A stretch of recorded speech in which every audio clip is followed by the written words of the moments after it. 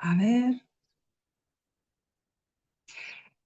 pues muchísimas gracias, Yolanda. Gracias por la iniciativa, desde luego, porque creo que es fundamental en la actualidad poder reflexionar sobre este tipo de cuestiones. Y desde luego, muchísimas gracias también a todos los que estáis ahora compartiendo y los que podáis, bueno, seguirlo en diferido, en CREAS, en nuestro portal, en donde, bueno, se cuelgan cantidad de iniciativas de nuestra facultad, que es muy productiva y muy creativa. Entonces, bueno, pues daros la bienvenida y desde luego, bueno, pues cualquier cuestión que tengáis siempre pues la podemos ver al final para poder tener todo el discurso, digamos, de la sesión y desde luego cualquier idea, sugerencia, aportación siempre es muy, muy bienvenida. En primer lugar, deciros eso, que el ejercicio político de mirar, que es esta presentación, forma parte de este ciclo de Educar la Mirada, en la que van a estar otros compañeros también, y con el que ya también participasteis y visteis el de Yolanda López López, que es bueno, la que ha iniciado todo este ciclo, que ya va por su segunda edición. Así que, bueno, en primer lugar me gustaría comentaros y deciros que algo que ya subrayaba de una manera tan ¿no? Puntual Yolanda, ¿no? Y es precisamente eso, ¿no? Que estamos continuamente, estamos a diario, continuamente vemos imágenes, percibimos estos contenidos audiovisuales, visuales, estáticos, ¿no? ¿Dónde están esas imágenes expuestas? Esto es importante, el contexto en el cual nosotros leemos esas imágenes, quiénes producen las imágenes, también es algo que todo está contenido en una sola imagen, ¿no? Eh, ¿Con qué se están creando las imágenes? Actualmente, fijaros que esto ha cambiado también de una manera importantísima, ¿no? ¿Y cómo pensamos esas imágenes? Todos, no sé, bueno, desde luego yo, Yolanda, quizás también Diego, nos educamos en mayormente, bueno, pues desde una manera de que entendíamos nuestros aprendizajes desde una textualidad, hacíamos recensiones, pero la visualidad, todos estos conocimientos que nos están llegando desde una manera audiovisual y en forma de imágenes, no ha tenido ese proceso, digamos, de aterrizaje, entendiéndolo como un conocimiento que incorporamos de manera casi naturalizada. Por eso, el ¿para qué pensar estas imágenes? Y quiero que en este sentido hagamos algo que creo que es muy importante y es el hecho de cambiar esta mirada. La mirada, dejemos de que ser receptáculos para ser una mirada activa y para eso os propongo cambiar los verbos. Los verbos, hacer esta cuestión, ¿no? De transformar nuestra propia mirada con estas acciones implícitas en los verbos, quizás nos ayuda a entender que el mundo requiere de esta análisis de nuestro contexto visual. Vamos a interpretar, analizar, imaginaos todo lo que conlleva esto, ¿no? Cuestionar, desentrañar, decodificar, porque esa imagen está llena de códigos y de cuestiones que están ahí implícitas, examinar, problematizar y deconstruir.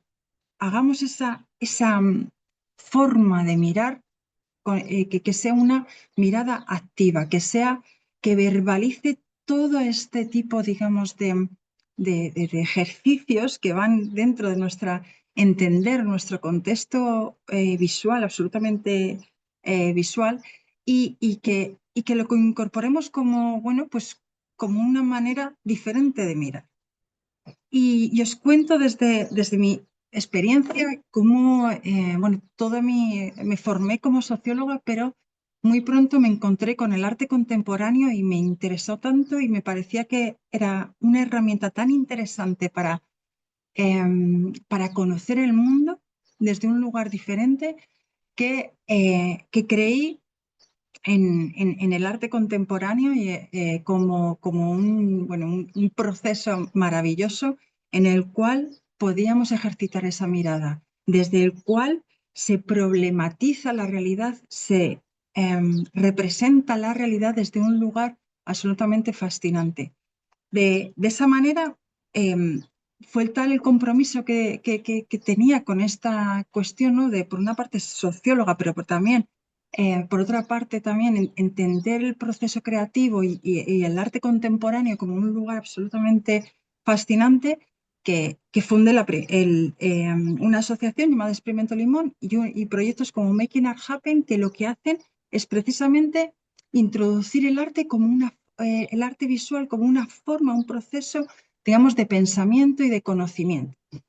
Y aquí es donde me gustaría, bueno, pues presentaros también una serie de aproximaciones a este pensamiento visual activo, desde esa mirada en la cual os propongo cambiar de verbos, dejar de ser receptáculos, que seguramente todos estemos ya en esa mirada activa, pero bueno, hagamos, ¿no?, esa mutación y empecemos a incorporar en nuestra mirada todos estos verbos que os comentaba al principio para hacer este tipo de aproximaciones. Primero, os propongo entender la inocencia de mirar, esa mirada inocente que en muchas ocasiones, bueno, pues nos hemos encontrado, cualquiera de nosotros, yo puedo comentar mi propia experiencia, cuando nos enfrentábamos, bueno, a ciertas realidades visuales. Por otra parte, el arte de mostrar cómo el arte puede ser también una herramienta, un instrumento muy interesante que nos ayude precisamente a generar esa mirada activa. Por otra parte, la capacidad de transformar. ¿Por qué? Porque el arte contemporáneo, su proceso, digamos, visual, tiene esa capacidad transformadora, la cual interpela a quien está ahí delante y nos hace partícipes de su pensamiento. Y por otra parte, ¿por qué no estar comprometidos con esta manera de ver, con esta manera de analizar, de entender, de decodificar, de estudiar aquello que nos llega como un proceso que requiere de esa mirada crítica? Así que bueno, empecemos en esta primera aproximación en la inocencia de mirar. Y aquí, fijaros, uy, no se ve, lo voy a poner un poquito para que se vea. Aquí ya hay todo un melón que es la fuente con la que he generado esta imagen, que ha sido creada con ChatGPT. Ya sabemos que esto ya es un mundo y un melón aparte que seguramente Yolanda en algún momento lo tendremos que abrir. Pues fijaros, en esta inocencia del mirar os ponía un ejemplo que viví en primera persona y que creo que a lo mejor nos ha pasado a todos y a todas. Y es el hecho de que en una conversación con mi abuela, en mi infancia, que quizás tampoco tan infancia, casi en la adolescencia, ella me hablaba de cuestiones que había sufrido en la guerra civil, cuestiones muy, muy, muy duras, durísimas. Y sin embargo yo le dije, abuela, pues a mí me hubiera encantado haber vivido la guerra civil. Claro, yo no me di cuenta, ahora ella reaccionó de una manera impresionante, claro, diciendo, pero ¿qué dices, hija mía? No sabes lo que estás diciendo, tú no sabes lo que es, todo lo que te estoy contando no lo puedes imaginar cómo se sufre. Y, y ahora con el tiempo entiendo que yo recibía durante todos esos sábados de la tarde, cantidad de momentos, ¿no?, de ver la televisión, una cantidad de películas sobre, bueno, bélicas, en donde siempre existía una enfermera guapísima que curaba a un soldado guapísimo y valientísimo, y en donde la romantización de ese momento, ¿no?, de la guerra me hacía absolutamente, bueno, disociar la realidad que estaba comentando mi abuela. Por lo tanto, fijaros cómo esa inocencia de la mirada desde múltiples canales, evidentemente que aflora y está ahí hasta el punto de generar algo tan increíble, ¿no?, como esta realidad que os estaba comentando.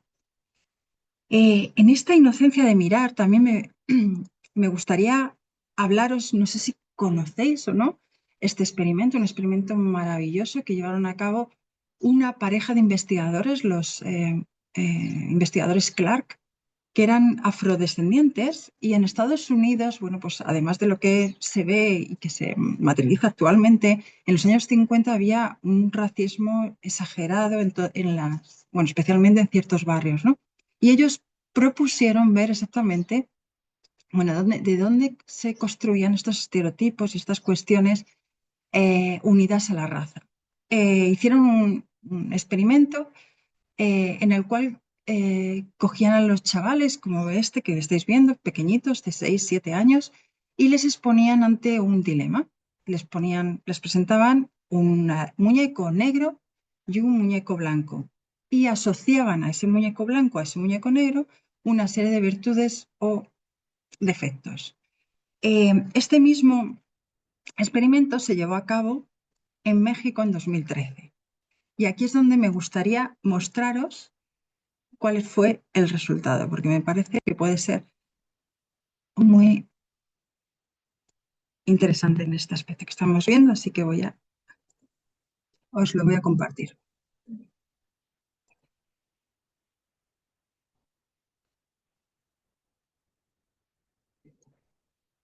¿Cuál muñeco es malo? Ninguno. ¿Cuál muñeco es malo? Este. ¿Y por qué? Porque, bueno, este es moreno y este es blanco.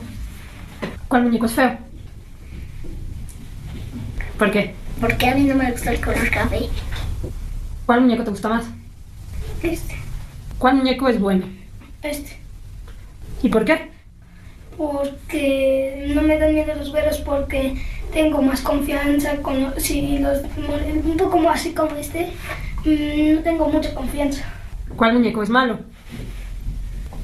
¿Por qué? No sé. ¿Cuál muñeco es feo? Este. No sé, es que me parece que está un poquito, ¿cómo te diría? Más moreno y no se ve tan blanco. Y no tiene mucho aspecto. ¿Por qué el muñeco blanco es bueno? Porque sus ojos son azules y todo su cuerpo es blanco. ¿Cuál muñeco es feo? ¿Por qué? Porque está negro. ¿Por qué ese muñeco es malo? Porque está café. ¿Y por qué este café es malo? Porque pega. ¿Cuál muñeco te gusta más? Blanco. Porque sus ojos están bonitos y su raza también. ¿Cuál muñeco se parece más a ti? Un poquito a este. Es que soy un poquito güerita de mis piernitas y de mis aquí, de mi espalda y de mi carita y mis bracitos los tengo morenitos. ¿Cuál muñeco se parece más a ti? Este. ¿En qué? Las orejas.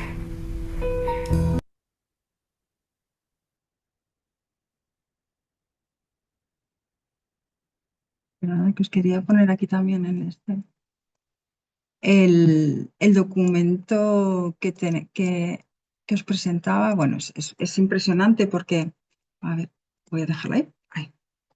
Bueno, porque en realidad nos está mostrando cómo desde muy pequeños hay ciertas referentes, ciertas representaciones que nos hacen creer, evidentemente, que existe, bueno, pues ciertos rasgos hacia un color de piel o hacia otro color de piel.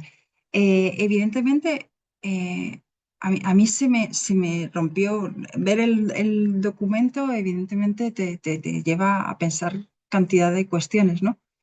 Pero el último de los niños en el cual se reconoce como el muñeco blanco y le preguntan en qué te pareces en ese muñeco blanco, y tiene que buscar y callar y rebuscar, y se le nota casi que ya no encuentra el lugar donde poder acogerse, tiene que parecerse sí o sí a ese muñeco blanco, diciendo las orejas. Y ahí es donde caen cantidad, digamos, de cuestiones como son estos estereotipos que se están continuamente lanzando actualmente en las redes, pero evidentemente también en aquella época que se hizo el experimento, como en los años 50, como en el 2013, en estos grandes canales, ¿no?, de televisión en donde se asocian ciertos estereotipos y se reafirman bueno, pues ciertas virtudes en torno a ciertas particularidades, ¿no?, de nuestro físico. Eso genera, claro, una disociación total de aquello que en lo que tú jamás puedes alcanzar, ¿no? Como puede ser en el caso también de muchas mujeres, aquel estereotipo, ¿no?, de belleza o ciertas cuestiones, ¿no?, que siempre se han propuesto, ¿no?, y que están en nuestro entorno. Además de esto, fijaros esta inocencia de mirar en la cual eso cala, genera identidad, genera referentes, genera lugares donde mirarte y donde encontrarte y pertenecer, ¿no? Y cómo cuando esto no ocurre, ¿no? Evidentemente, bueno, pues se forma todo un conflicto desde de los inicios de nuestra propia identidad.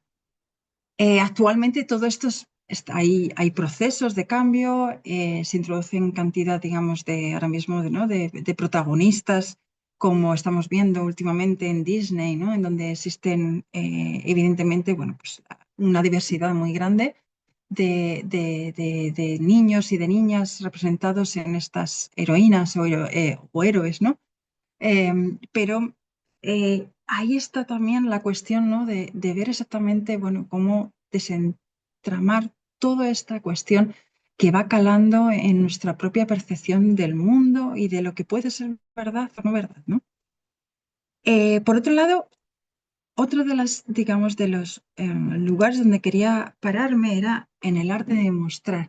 Y precisamente gracias al arte contemporáneo, pues descubrí también a esta otra artista llamada Yolanda Domínguez. Y Yolanda Domínguez presentó un proyecto muy interesante también que se llama Niños versus Moda, que además ganó un premio en el diseño en el Museo del Diseño de Londres. Y precisamente volvía a recurrir bueno, a esta cuestión, ¿no?, desde esa inocencia de mirar, ¿qué estás viendo cuando en estas revistas de moda existen, bueno, pues distintas representaciones? También me gustaría que viéramos no sé si todo el documental, pero sí un poquito de él, para ver exactamente cómo son estas reflexiones también tan interesantes. A ver, cuéntanos qué ves en esta imagen. Parece que está asustada.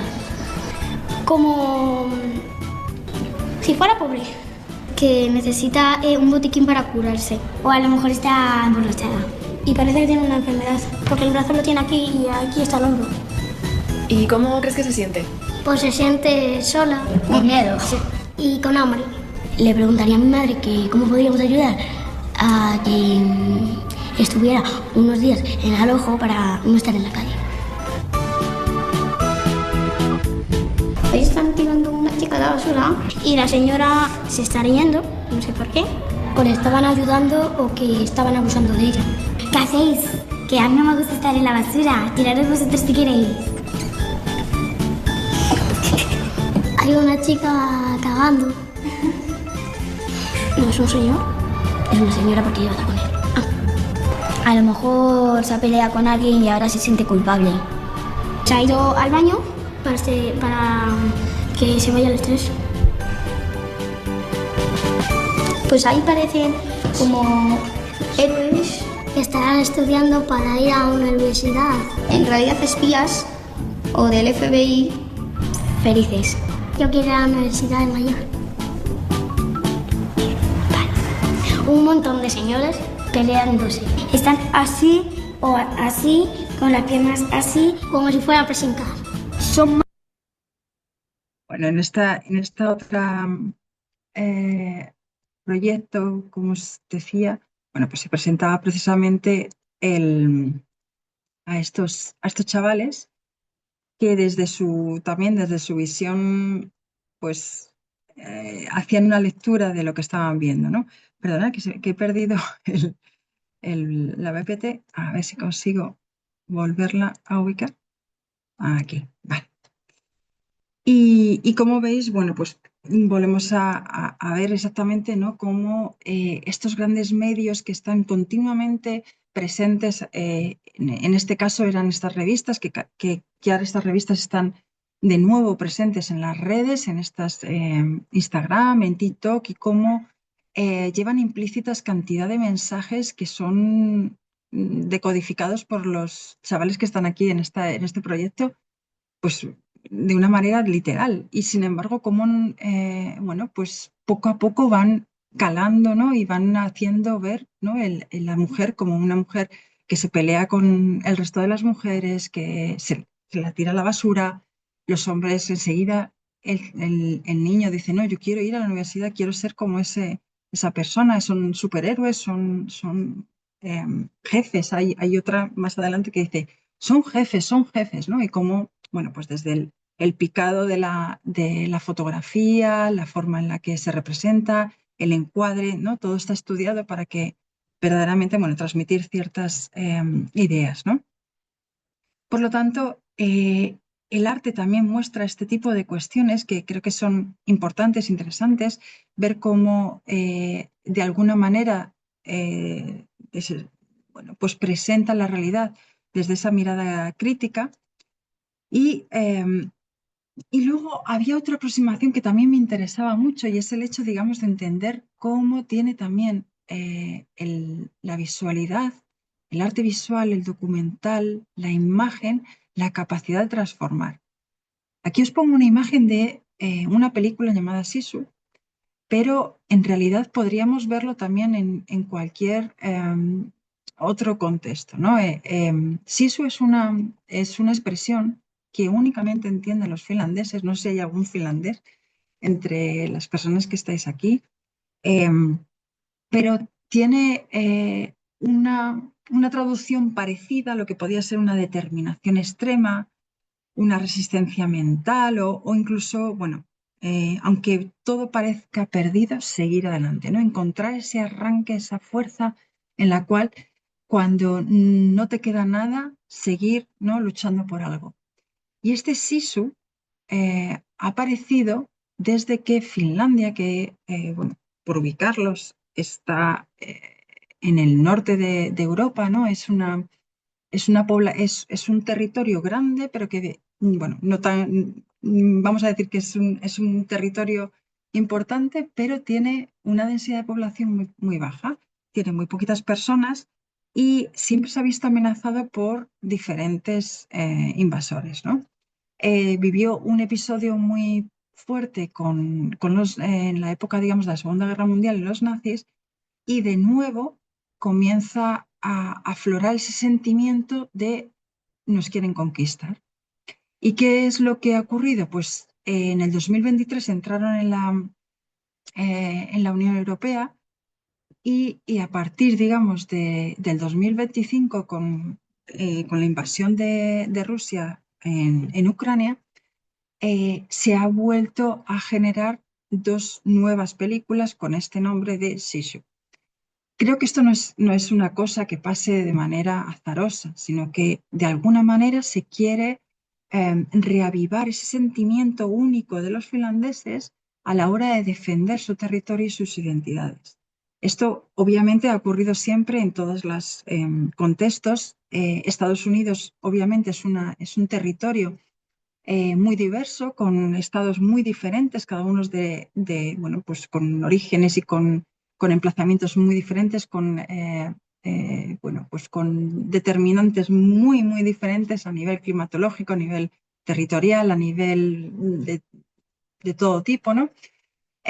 Y sin embargo ha creado toda una cultura por medio de ciertos canales muy potentes y hegemónicos, como podía ser Hollywood, en el cual se empoderaba a Estados Unidos en torno a ciertas películas que hacían posible entender, bueno, pues esa grandeza, ¿no? Una grandeza que la recreaban y la narraban a través de sus películas, que también impactaban en la población y que, es más, de alguna manera llegaban a un mundo global, ¿no?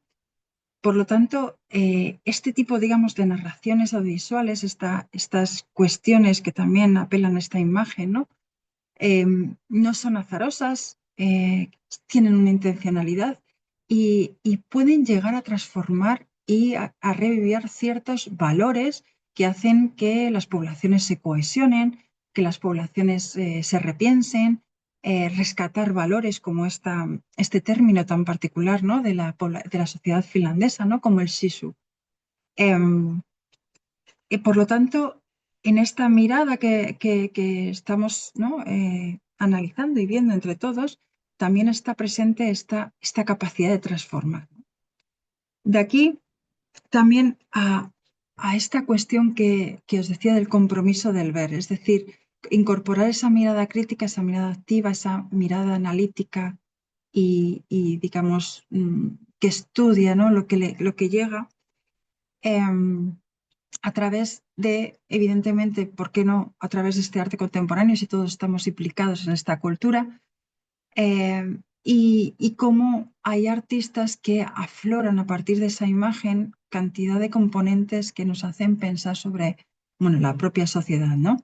Este artista, ¿no? Como Young Jong, es un artista que desde hace tiempo va recopilando esta cuestión, ¿no? de los juguetes que acumulan las niñas y los niños en sus habitaciones, ¿no? Y cómo fotografías bueno, pues esta acumulación de juguetes y cómo vemos que hay un claro componente de género que no solamente tiene un componente de color que todos estamos viendo, que es obvio, sino que también va condicionando los roles que cada uno va a realizar en la sociedad y aquellos valores que llega a defender o con los que se llega a reconocer. Otra de los, digamos, dentro de este compromiso del ver hay artistas como por ejemplo esta artista llamada Roselle Meseguer, que lo que hace es que precisamente a través de un elemento tan estudiado por todos, ¿no? que hemos pasado en nuestra adolescencia estudiando, ¿no? la tabla periódica de los elementos, ella le da la vuelta y muestra esta tabla periódica desde un lugar completamente diferente y empieza a pensar si esos elementos de esta tabla periódica tendrían, digamos, otro significado si lo leemos como el impacto que ha tenido geopolítico cada uno de estos elementos.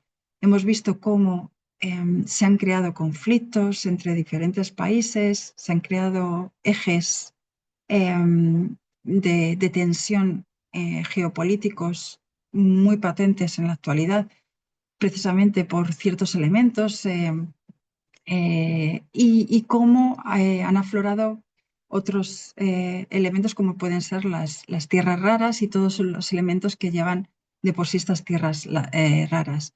Por lo tanto, también este arte visual nos lleva a pensar desde otro lugar, desde leer la misma realidad desde un lugar diferente en el cual podemos presentar esa visión crítica, esa visión, digamos, situada en otro enfoque diferente que también, bueno, pues tiene su mayor interés.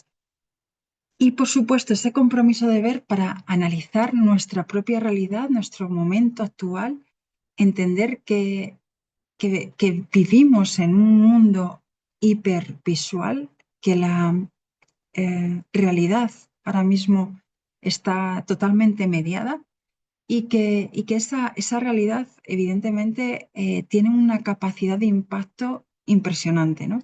Aquí os presento uno de los grandes fenómenos actuales, ¿no? Esta película que se presenta en una de estas grandes plataformas como Netflix y cómo ha generado un movimiento internacional en el cual, bueno, se representan ahora festivales, hay cantidad, digamos, de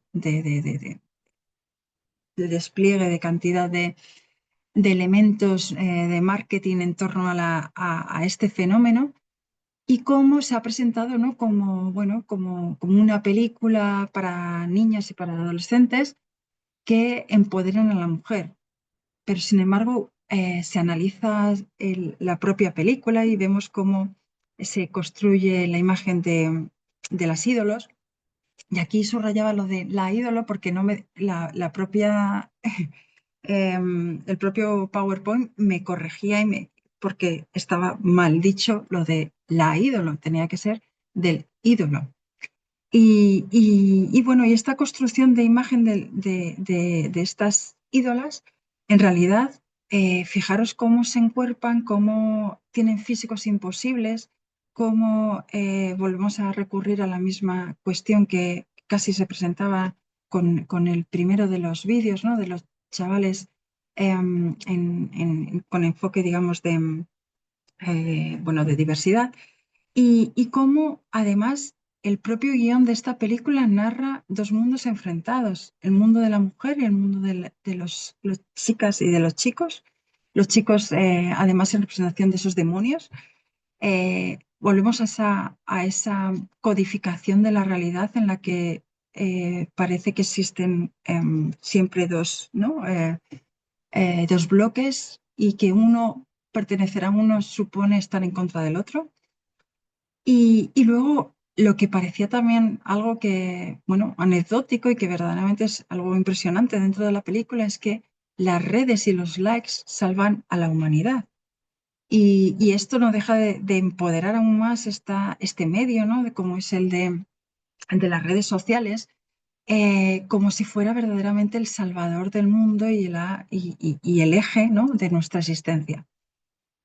Por lo tanto, bueno, pues cómo está impactando toda nuestra, digamos, toda esta hipervisualidad en nuestro mundo cada vez con mayor presencia precisamente porque ahora vivimos no sé cuánto tiempo al día, tanto nosotros y nosotras como bueno, los adolescentes y los niños y niñas, por medio, digamos, de su vinculación a un medio como es el de los móviles y las redes sociales. Esto produce una transformación que en muchos casos es una transformación ontológica. Fijaros que el fundador del foro de Davos, Klaus Schwab, decía que no es solo una revolución tecnológica, sino es antropológica y ontológica. ¿En qué sentido? Fijaros que hay cuestiones fundamentales como es que los propios lugares, los lugares donde se compartía ciertas cuestiones, ¿no? Como os presentaba aquí en esta imagen, ¿no? El poder ver esa televisión en grupo, con la familia o con otras personas, poder comentar, hacer algo, digamos, más, socializar en torno a esas imágenes o esa cuestión, ¿no? que se podía visualizar por este medio, ahora se convierte en una subjetivación radical, ¿no? Como dice este otro autor, ¿no? El Jaron Rowan. Y es precisamente el hecho, digamos, de que cada uno de nosotros, por medio de estos dispositivos que son portables, que los llevamos casi, ¿no? Como si fuéramos ya casi todos cyborg, ¿no? En una prolongación de nuestro propio cuerpo, nos presenta aquello que, bueno, pues que nosotros estamos viviendo. Por lo tanto, los propios espacios, los propios lugares dejan de estar significados, dejan de tener sentido en la comunidad porque, porque todo lo que ocurre significado está en ese medio, en ese dispositivo. Por lo tanto,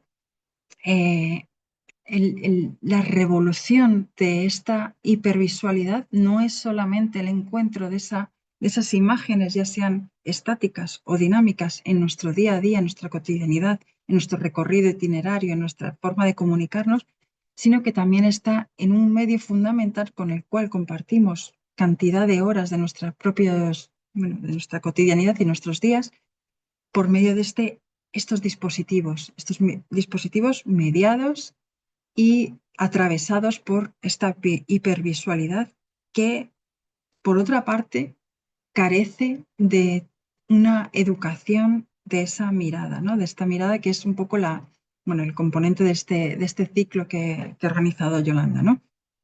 Que es el hecho de poder pensar la mirada desde ese análisis crítico. Bueno, Esta sesión, como sabéis, es cortita. Espero que, bueno, que de alguna manera pueda escuchar vuestras consideraciones, sugerencias y poder completar, bueno, pues este pequeño, ¿no?, encuentro que hemos tenido en torno a precisamente a pensar la imagen, pensar críticamente la imagen y entender que, bueno, que tenemos la suerte de todos estar en un entorno de la cultura en donde, bueno, podemos utilizar esa cultura no solamente desde el punto de vista profesional, sino también desde el punto de vista de ser un lugar en donde el análisis y bueno, y el estudio crítico de la realidad es casi un eje transversal, ¿no?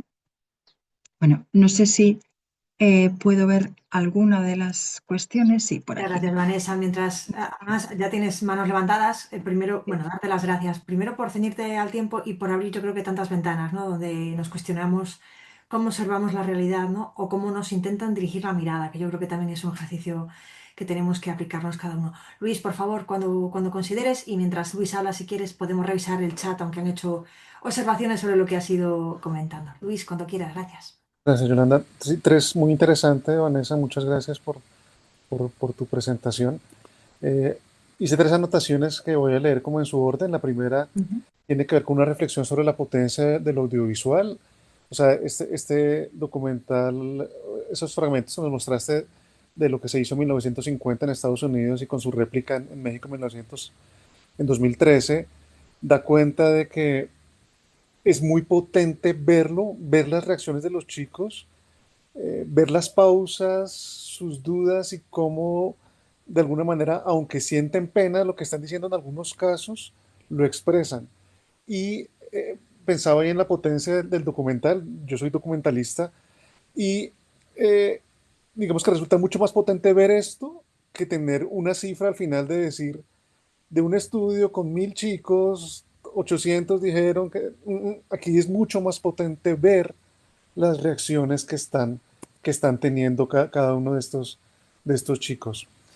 La segunda anotación que hice está relacionada en el documental de la moda, sobre los chicos opinando sobre la moda, que me sentí un poco incómodo porque tal vez las conclusiones a las que se llegan con relación a cómo se ve a la mujer y cómo se ve al hombre están determinadas por las imágenes seleccionadas, porque las chicas estaban siempre o en la caneca o en una posición dentro del baño, mientras que los chicos estaban con una mirada empoderada, eran varios al tiempo. Entonces, de alguna manera ahí, como que si bien efectivamente a esa conclusión puede llegarse, posiblemente las imágenes seleccionadas no fueron las más adecuadas y de alguna manera como que siembran algo de la duda sobre el resultado de los comentarios de los chicos.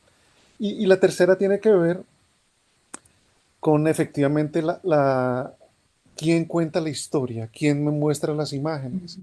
Pensaba yo en los estadounidenses que después de haber logrado su independencia, por su manera de ser, necesitaban encontrar un enemigo que terminaron encontrando en las personas de tez oscura, ¿cierto? En la raza negra. Bueno, si bien no hay razas, como las personas como si fueran los enemigos y en las películas lo son, o uno ve, no sé, en series documentales o en series de televisión que como que siempre se piensa que el negro es el culpable, y después también como de alguna manera los estadounidenses graduaron a sus enemigos a través de las narrativas. Y claro, por ejemplo, en la Segunda Guerra Mundial contrataron a John Ford y a otros directores que habían sido militares para crear legiones donde se mostraba al alemán como el enemigo. Y después de la Segunda Guerra Mundial, son los rusos, por el tema de la Guerra Fría, los que terminan cargando como con el muerto, perdón por la expresión, de ser los malos de la película, porque los estadounidenses son los que cuentan la historia y el poder de Hollywood es muy grande. Entonces, para nosotros, para muchos países, para muchas personas, los rusos terminan siendo enemigos, más allá de que a veces, pues como con lo que está pasando ahora, como que eso se revalida. Era eso, pero digamos como gran resumen es muy potente todo lo que cuentas. Y una última reflexión, siempre desde pequeño pensé, hay una frase muy famosa que es: que una imagen vale más que 1000 palabras, y siempre pensé en los invidentes, en los ciegos, desde que era muy niño, y dije, un ciego escucha esto y ¿qué va a pensar? Que no hay 1000 palabras que puedan equipararse con una imagen. Pero pues por supuesto es muy potente, y esa última imagen que muestras de la llegada del hombre a la luna el 20 de julio de 1969, cómo se reinterpreta con cada uno de los miembros de la familia con su móvil. Muchas, muchas gracias, Vanessa. Muchas gracias, Luis. La verdad es que muy interesantes tus tres reflexiones y sí, evidentemente hay una cuestión importante en la que en la segunda de los vídeos, en la de niños versus moda, obviamente hay una intencionalidad y hay una selección de esas imágenes para denunciar cierta intencionalidad, ¿no? De que tiene también la moda, pero que quizás esas imágenes de personas expuestas de una manera vulnerable o en lucha o digamos con ese tipo de actitud, yo creo que no se encontraba en los hombres. O sea, mirabas las revistas y esa cuestión, yo creo que especialmente hubo una época muy determinada en la que esta exhibición de la mujer en ese rol yo creo que era muy evidente. Actualmente ahora está en las redes y las redes son así y ves cómo las niñas están cautivas de toda esta cuestión de ciertas componentes, ¿no? En donde son esclavas de su cuerpo, porque siguen acarreando este tipo de rol y siguen existiendo este tipo, digamos, de pequeñas, encerronas, ¿no? Visuales en las que nadie encuentra su forma de estar a gusto consigo mismo, porque no existe esa diversidad, no existe esa posibilidad, ¿no? De ser natural, sino que es todo una exposición, ¿no? Al fan system en el que todo tiene que ser funny, estupendo y feliz, ¿no? Pero, pero bueno, sí, desde luego está. Y luego la parte que comentabas de Estados Unidos, yo creo que la cuestión siempre ha sido esta otredad, ¿no? El hecho de encontrar lo diferente, el otro, ¿no? Como el, bueno, pues esta cuestión, ¿no? De tener que encontrar un enemigo para esa cohesión social, porque en muchas ocasiones existe también esa forma de construir eh, identidad, nacionalidad, cuando el territorio es tan heterogéneo, requiere de ese tipo de mecanismos perversos, absolutamente perversos, para poder hacerlo y cómo se construye a partir de este tipo ¿no? de estereotipos tan visuales y tan potentes, que es verdad que la imagen es muy, muy potente. Y en torno a los ciegos, hay la película, bueno, y la novela de Saramago, ¿no? Sobre la ceguera, me parece que es súper interesante para intentar entender un mundo en el cual todos nos convertimos, ¿no? Todos dejamos de ver, ¿no?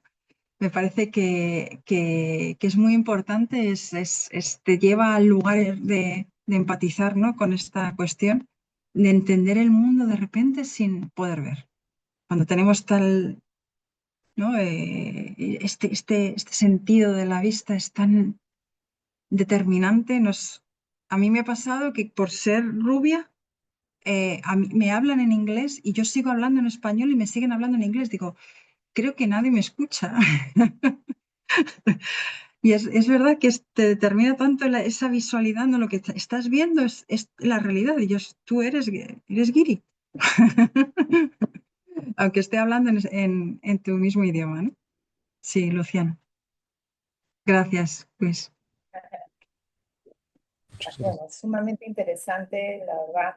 eh, para mí siempre el tema de la imagen y cómo deconstruye y construye gran parte de la sociedad es increíble, pero yo recuerdo muchísimo de que en el área de la música, por ejemplo, ¿no? Uno podía escuchar música en japonés, alemán, inglés, así no supieras el idioma, tú te imaginabas toda la historia en tu cabeza. Y yo recuerdo que habían temas maravillosos que no estaban en idiomas que yo no entendía, en inglés sí, pero en otros.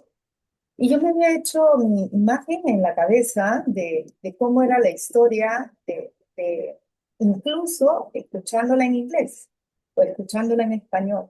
Cuando salen los videoclips, nunca, para mí fue un shock total. Yo no me había imaginado jamás esa imagen, esa historia en mi cabeza. Cuando veo esto y de alguna u otra manera después escuchas el tema en la radio y esa imagen viene a tu cabeza y te quita esa capacidad de imaginar, de crear. Y de alguna u otra manera eso se va repitiendo en todo, ¿no? En lo que estamos viendo ahorita en las revistas, en esto. Entonces, deconstruyes, sí, porque en ese caso rompes, ¿no? Con la capacidad imaginativa, creativa del ser humano, del niño, etcétera, para imponer una forma de ver las cosas para ideas políticas, etcétera, ¿no? Ahí sale, ¿no? El blanco, el negro, el chino, el verde, el rojo, este es bueno, este es malo, y te lo van mandando, y te lo van mandando, bueno, y en ese mundo vivimos, ¿no? Ojalá, bueno, lo relacioné mucho con eso, ¿no? Qué bonito, Luciana, que tengamos esa capacidad, ¿no? De imaginar a través ¿no? de la escucha y cómo hemos construido esa imagen a través de solamente ¿no? De nuestra escucha, nuestro oído y ese conflicto de repente encontrarte, uy, otro lo ha construido de otra manera completamente diferente que no era el mío, ¿no? Pero sí, a veces deberíamos de dejar los ojos cerrados alguna vez para, para poder, sí, construir desde otro lugar, ¿no?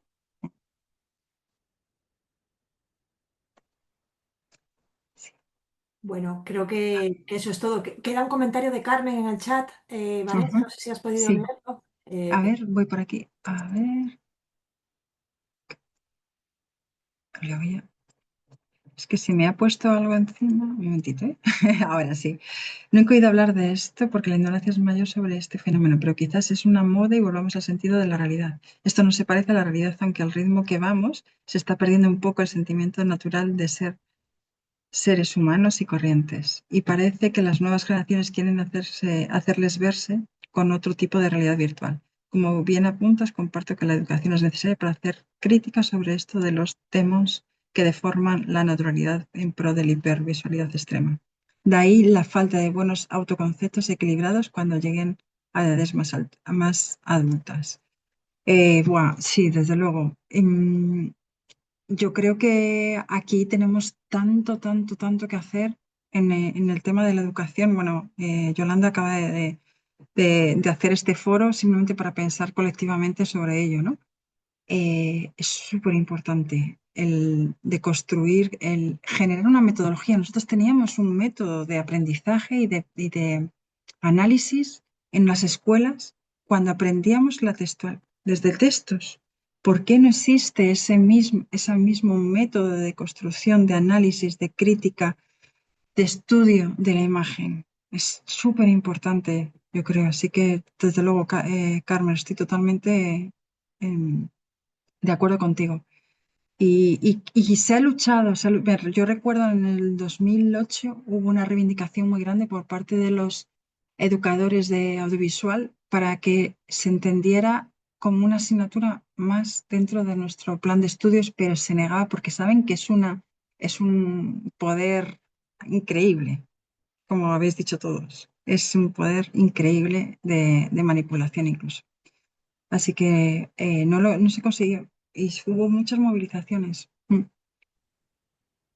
Muchas gracias, Vanessa. Nos dice Carmen que está en la biblioteca, que está Sí, en la la biblioteca. biblioteca y no. Pero te hemos escuchado leyéndote, sí. Sí. Muchísimas gracias. Estos solamente son, bueno, interesantísimas sugerencias, interesantes puntos de partida. Yo creo que el firme propósito de que nos detengamos a aprender a mirar, yo creo que ya dice mucho, ¿no? Y ahí tenemos una importante labor todos, desde el punto de vista de las artes, de la cultura, de las humanidades y de la gestión cultural. Mil gracias, Vanessa, de verdad, por estos minutos. Mil gracias a todos vosotros también. La charla se subirá a Creas para que puedan acceder los compañeros que no podían estar presentes hoy. y nos encontramos en unas semanas más en el nuevo encuentro, ¿vale? Muchas gracias, Vanessa, gracias. Muchas gracias, Yolanda, desde luego, por la iniciativa Gracias, también y a hasta todos luego. vosotros por estar. Hasta luego. Gracias. Buena mañana y buena tarde a los que estáis también por acá. Hasta luego, chao. Chao.